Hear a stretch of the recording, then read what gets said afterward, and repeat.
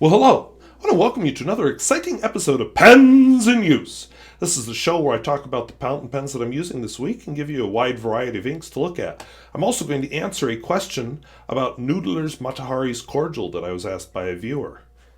These two pens right here will help me cover that question.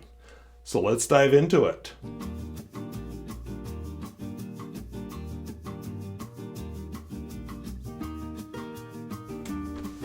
So if videos like this interest you, where I talk about fountain pens, both new and old, and at all price points, I would invite you to subscribe. If you'd like to comment on any of the pens you've seen here tonight, or any of the inks, I would welcome your comments.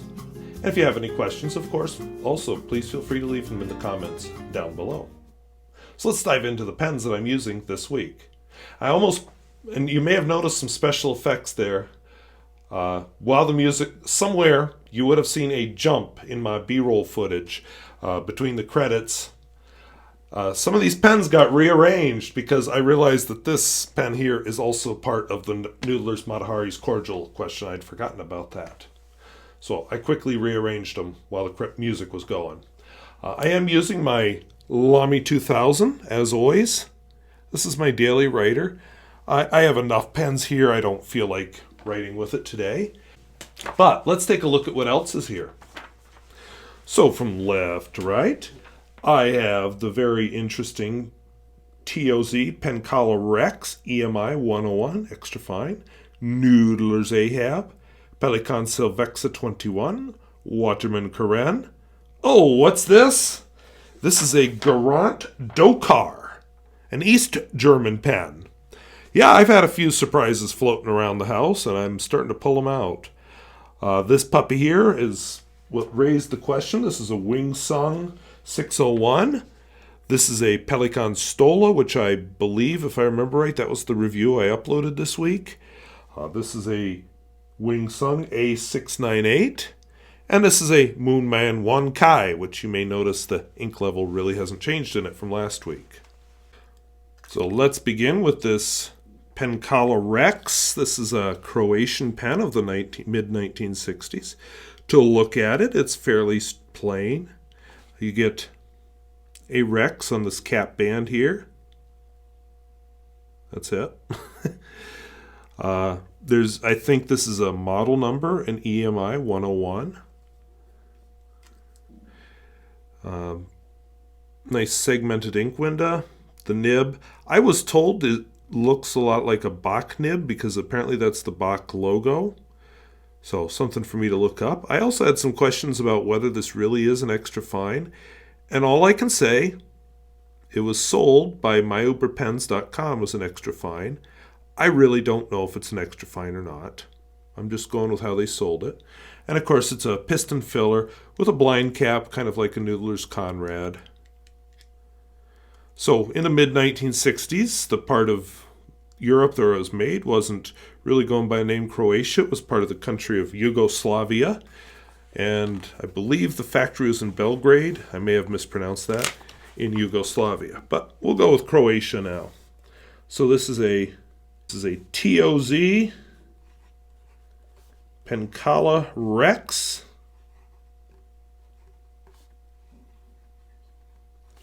EMI 101. And it's an extra fine. And the ink in it is Pelikan.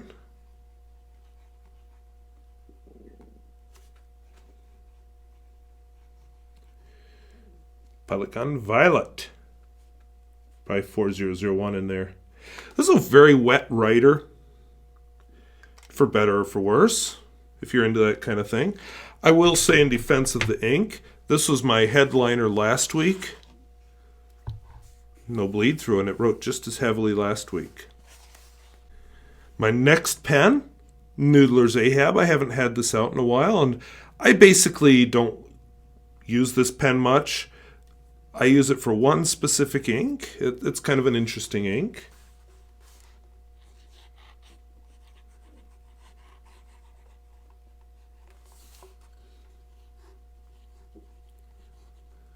The ink, of course, is Noodlers. And I just have the standard Noodlers nib in here. Te-cheng.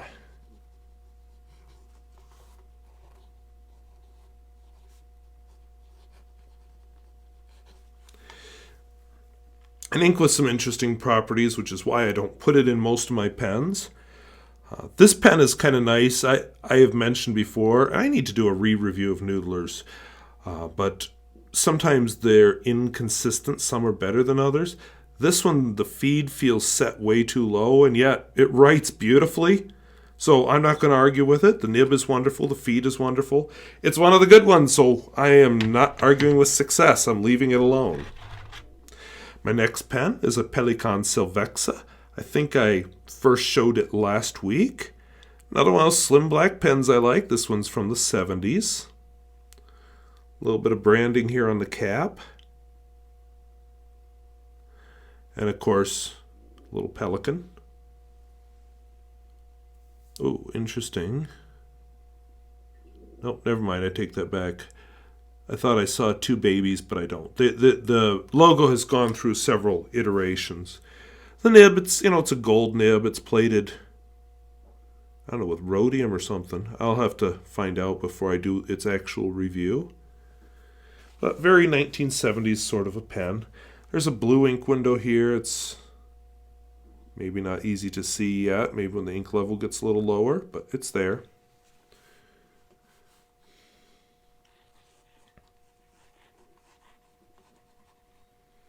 So it's a Pelican Silvexa, S-I-L.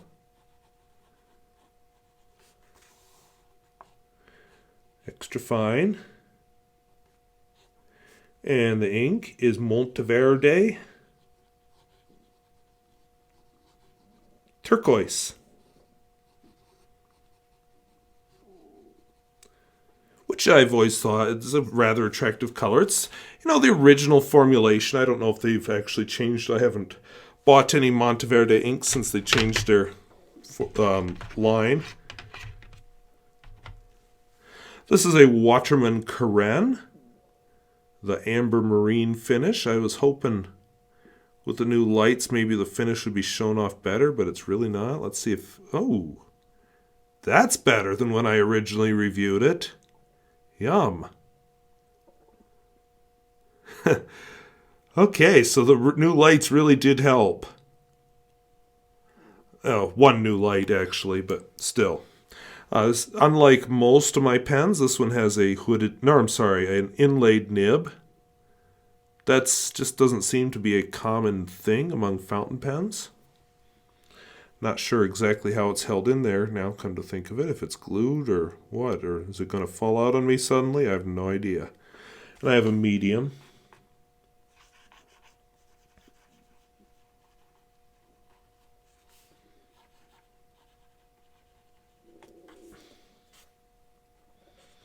I can't remember which way the accent goes. We'll go with this. Medium. The ink is Noodlers. Antietam. It can be a little slow to dry, but what a wonderful, wonderful color. It's rather similar to diamine ancient copper. My problem, or diamine, I can't remember now. Anyway, I wasn't even planning to bring that up, and now I just got myself in trouble with pronunciation.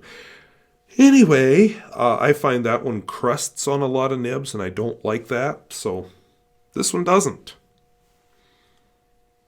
Now this is an interesting pen. This is a Garant. Let's see here. Garant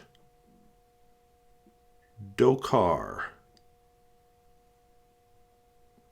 This is an East German pen. Not a whole lot of branding on it.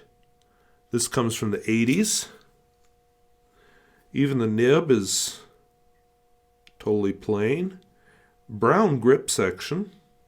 Brown finials. So, interesting. Steel nib. Garant. That was a C, right? D-O-C-A-R.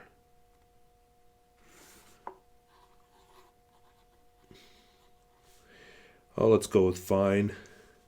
And the ink is Pelikan, Edelstein, Onyx. I thought I should put a rich capitalist ink into my communist pen. This is Wing Sung 601. This is the one with the draw filler. I had hoped to get a Vacuumatic in the demonstrator for my upcoming Parker Vacuumatic review, but no such luck. So we'll just go with this.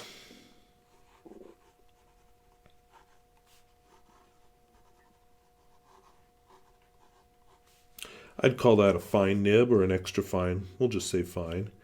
And the ink, it was a sample sent to me by a viewer. I'd kind of like to get some more of this. Krishna Winter. Now, I was asked a question recently. How similar is that to Noodler's Matahari's Cordial? Which brings me to the pen I reviewed this week, the Pelikan Stola 3. Or at least I filmed the review. Again, I'm not 100% certain which review I uploaded this week. But I intentionally, for this review, filled it with Noodler's Matahari's Cordial.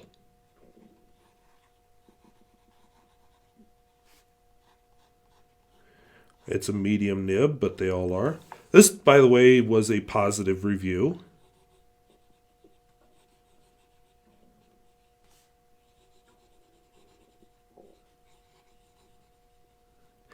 I think it's kind of funny that I have a First World War spy in a German pen.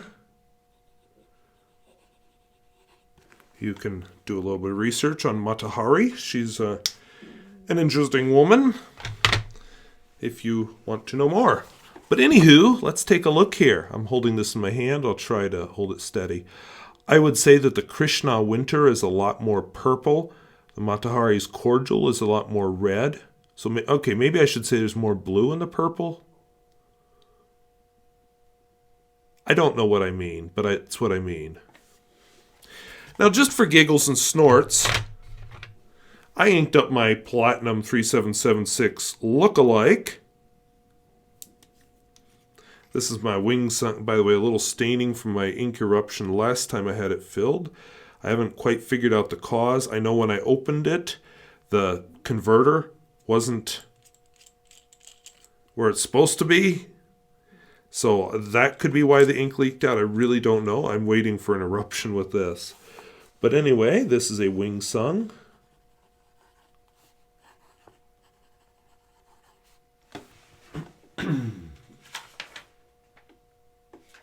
A698. And the ink in it is Atramentis. And maybe you could tell by the smell already. Apple Blossoms, which smells nothing like apple blossoms, but I'll let it go.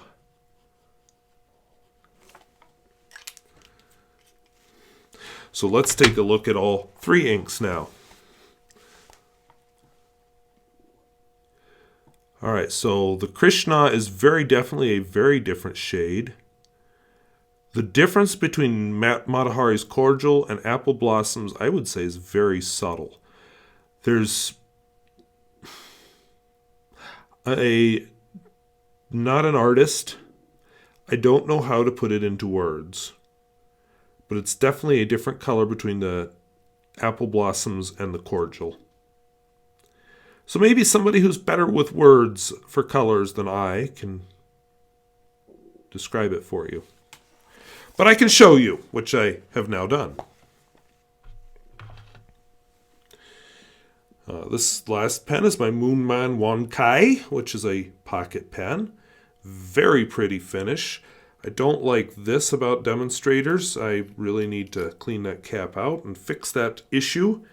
But as I recall, it was like that last week too.